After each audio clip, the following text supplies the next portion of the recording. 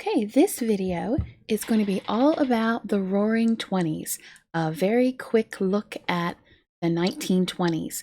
You should have your history notes printed out in front of you right now so that you can fill them in as we go. We're going to start by looking at the PowerPoint about the Roaring Twenties. It'll match your notes. The first slide tells us that the Roaring Twenties was a nickname for the 1920s. The reason they called it the Roaring Twenties was because it was a very prosperous time. The economy was doing well, stock market was doing well, people had money and they spent it on entertainment, on goods. They even bought automobiles for the first time. And during the Roaring Twenties, people thought this was never going to end. They thought this was going to be the way of life forever. So on your notes, you should be filling in the section for the first slide. So for the first blank, you're putting in the Roaring Twenties was a nickname for the 1920s. In the second blank, you're filling in, it was a hopeful and prosperous time because the economy and the stock market were doing very well. Number 3, people were spending money on entertainment and goods, such as automobiles. And number 4, people thought these amazing times would last forever. If I go a little too fast, at the end of what you printed out, there's an answer key.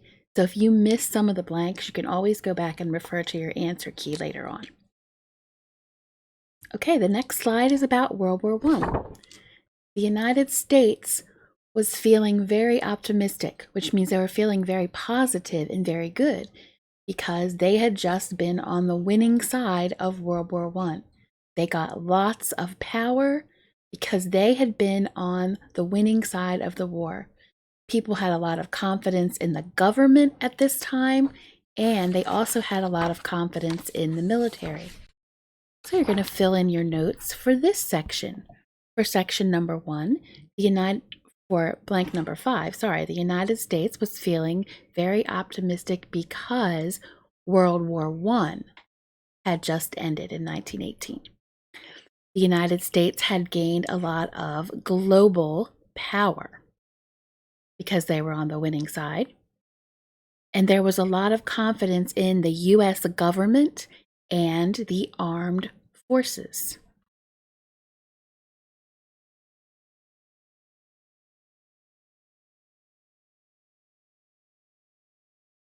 Okay, slide number 3 talks about the economy. In the 1920s, many industries grew very quickly. And because they grew so quickly, people could buy things. The prices became lower. So now people could buy things like radios, phonographs, and automobiles. For the first time, the prices were low enough that your average family could actually afford them. And so people started getting all of these things into their homes and into their lives. All right, you're going to fill in the next slide. And you are going to put in the word industries for number 8. Many industries grew very quickly. Number 9, you're filling in as a result products such as automobiles, radios, and phonographs lowered their prices. And this made it possible for families of average income to be able to afford them.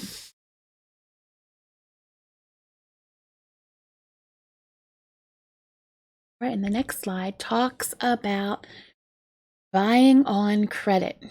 We've talked in class before about what credit is. We talked about how a credit card works.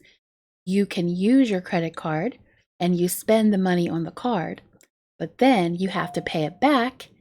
And the way that the banks make money is to charge you interest. For every dollar that you've spent, you pay part of that, you pay interest on that money. So if it's 10% interest, every time you spend $1, they add 10 cents back to what you have to pay them back.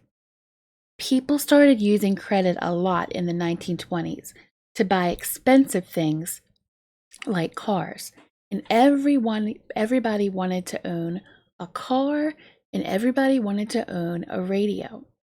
Now I'm going to show you a video, and this video talks about why the economy was so great in the 1920s.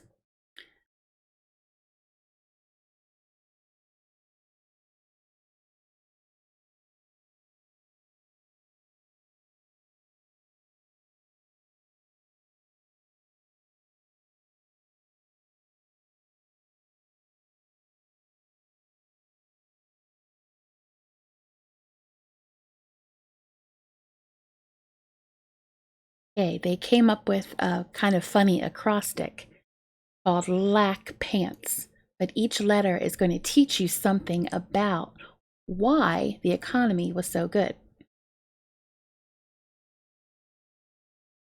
These are the presidents during the 1920s. And it said the L stood for laissez-faire. That's because, as it's telling you on the video, they didn't interfere. They kept taxes low, and then business was booming. A is for the assembly line. If you were at our school in 4th grade, you learned a lot about the assembly line. Using an assembly line, products were made very quickly, and so the prices of each product went down as well.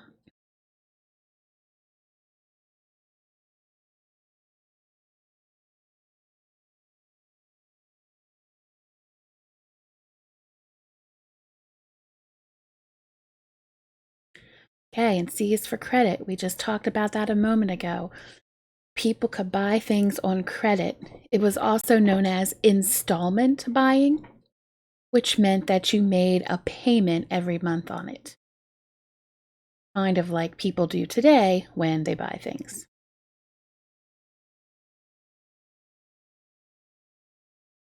And during the 1920s, people used a lot of credit. Later on, that's going to be important to remember. K is for knowledge.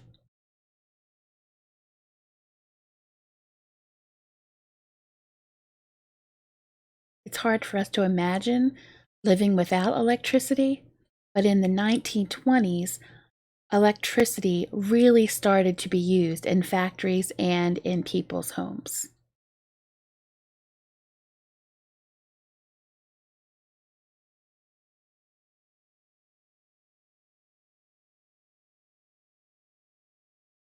E was for position. We were world leaders. A is for advertising.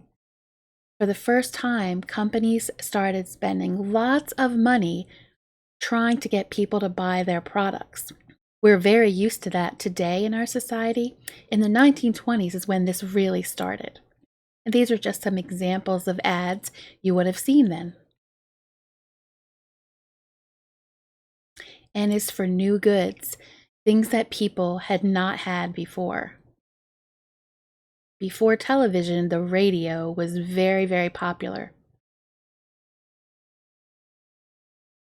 And refrigerators were also very popular. Before the 1920s, there was no way to keep your food cold in your home.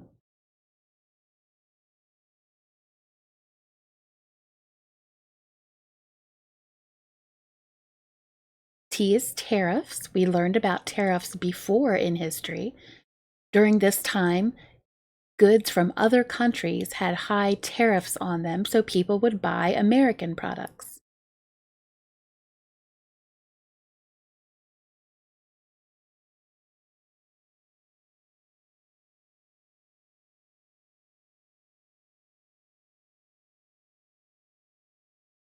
And S was for confidence. Everyone had a lot of confidence in the economy. People started buying stocks on the stock market. People were spending money like never before.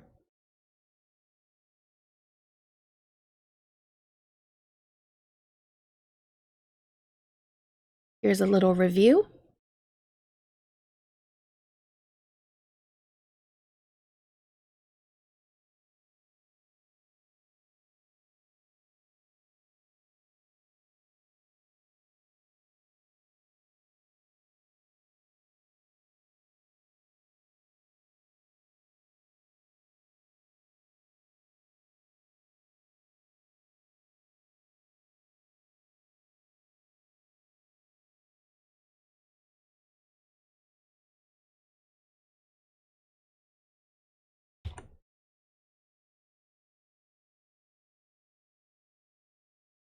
Okay, now we're going to go back to the PowerPoint. The notes for this slide are on page 2 of your notes. They're going to be filling in for number 11. For the first time, you could buy items on credit. And number 12, many people used credit to buy more expensive items like cars. Cars goes in the blank. Then number 13, everyone wanted to own 2 things, a car and a radio.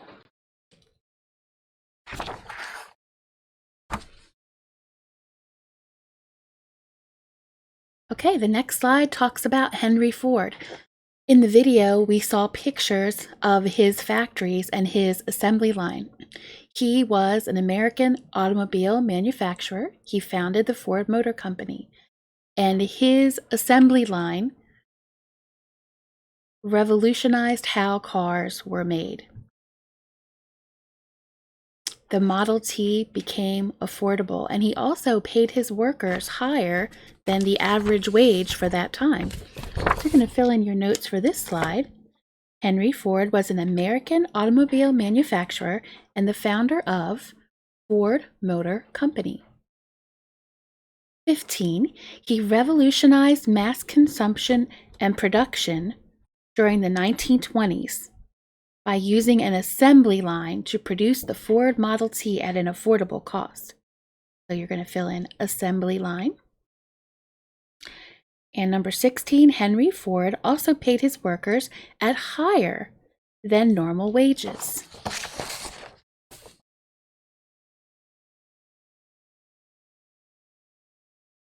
Okay, the next slide is about Charles Lindbergh. He made history in the 1920s by flying nonstop from New York to Paris, solo, which means he was by himself. In 1927, Lindbergh flew his plane called the Spirit of St. Louis for 33.5 hours to Paris. He used only the stars and a compass to navigate. After this trip, he became famous and he was considered an American hero. In your notes, number 17, Charles Lindbergh made history in the 1920s by flying nonstop from New York to Paris. 18. In 1927, Lindbergh flew his plane, the Spirit of St. Louis, 33.5 hours to Paris, using only the stars and a compass to navigate. And if you go to the next page of your notes, you'll see at the top, number 19, after completing the trip, Lindbergh became very famous and was considered a hero.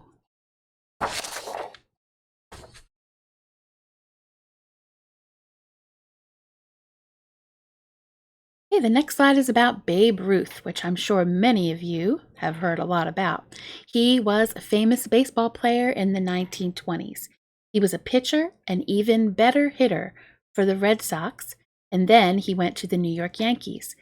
He played for the Yankees for 15 years. He helped them win 4 World Series titles, and he led the league in home runs almost every year. In your notes, you'll fill in those blanks. He was a successful, number 20, he was a successful baseball player. 21, he was a pitcher and an even better hitter for the Red Sox before being bought by the New York Yankees. He played for the Yankees for 15 years and helped them win 4 World Series. Babe Ruth led the league in home runs almost every year. Now, a little bit more about the culture. The Roaring Twenties was also called the Jazz Age or the Age of Jazz. Jazz music became very popular during this time. People would listen to it on the radio, or they would go to dances and dance halls and listen to it live. People loved to go out dancing as a form of entertainment during this time. So in your notes, I think we know what to do at this point. Number 24, referred to as the Age of Jazz. 25, Jazz music became very popular during this time. 26, people would listen to it on the radio or live in dance halls. And people loved to go out dancing as a form of entertainment in the 1920s.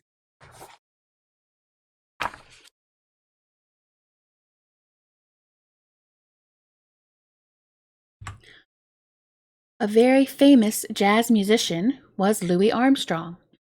He was a horn player and he also sang. He recorded a number of hit songs and he was known for making scat popular. Scatting is making up the words to a song as you go along. So in your notes, number 28, you're filling in Louis Armstrong. And 29, he was a fantastic horn player who sang later in his career too. 30, he was known for making scat style singing popular. And 31, scatting is making up words to a song as you go along.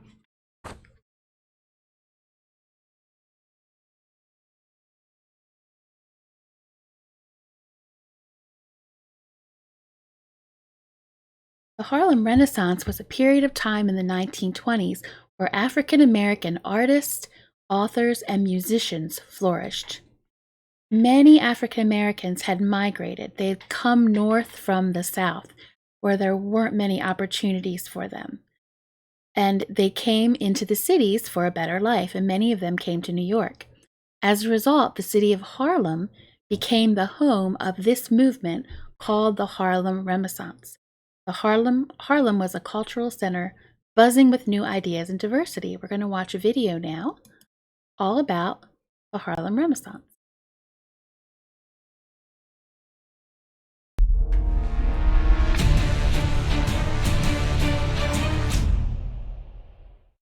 Throughout the 1920s, Harlem experienced a cultural and intellectual explosion that became known as the Harlem Renaissance. Who was involved in the Harlem Renaissance? What was the ultimate impact? Harlem is a neighborhood in New York City which has a very large African American community. Harlem became a destination for African Americans throughout the early 1900s as part of the Great Migration. As more blacks made Harlem their home, it increasingly became well known as an African American cultural center. Poets, writers, artists, musicians, and philosophers were all key parts of the movement. One of the key components of the Harlem Renaissance was music. Jazz performers including Jelly Roll Morton, Fats Waller, Duke Ellington, and Louis Armstrong perfected their music, which became very popular amongst white audiences. It was also during this era when the piano was incorporated into the jazz style of music. Traditionally, jazz bands had included primarily brass instruments. Intellectuals such as W.E.B. Du Bois and Marcus Garvey argued and debated issues of racism, ethnic pride, and other topics related to African American life. Poets such as Langston Hughes introduced a new form of poetry known as jazz poetry.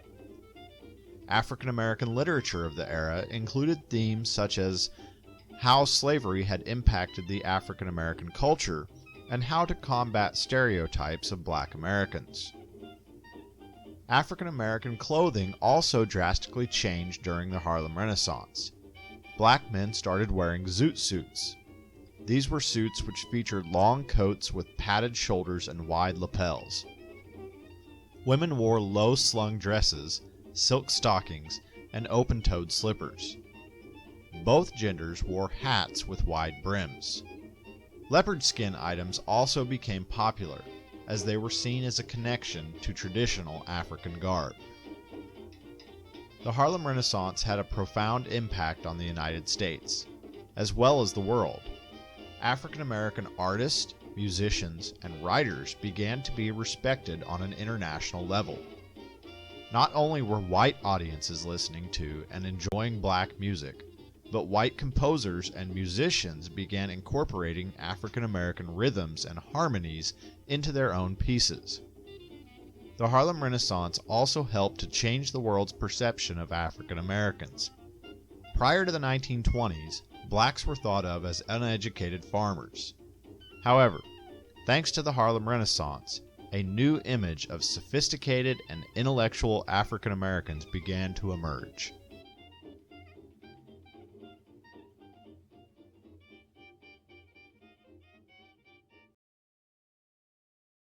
Okay, we're going to go back to our PowerPoint, and we're on the slide of the Harlem Renaissance. So you're going to fill in your notes if you haven't done it yet. The Harlem Renaissance was a period of time in the 1920s when African American artists, authors, and musicians flourished. Many African Americans had migrated north to the city for work opportunities and a better life. As a result, Harlem in New York City became the home of the movement. Harlem was a cultural center, buzzing with new ideas and diversity. Okay, we're going to stop there for today, and we will pick up with the rest of this tomorrow.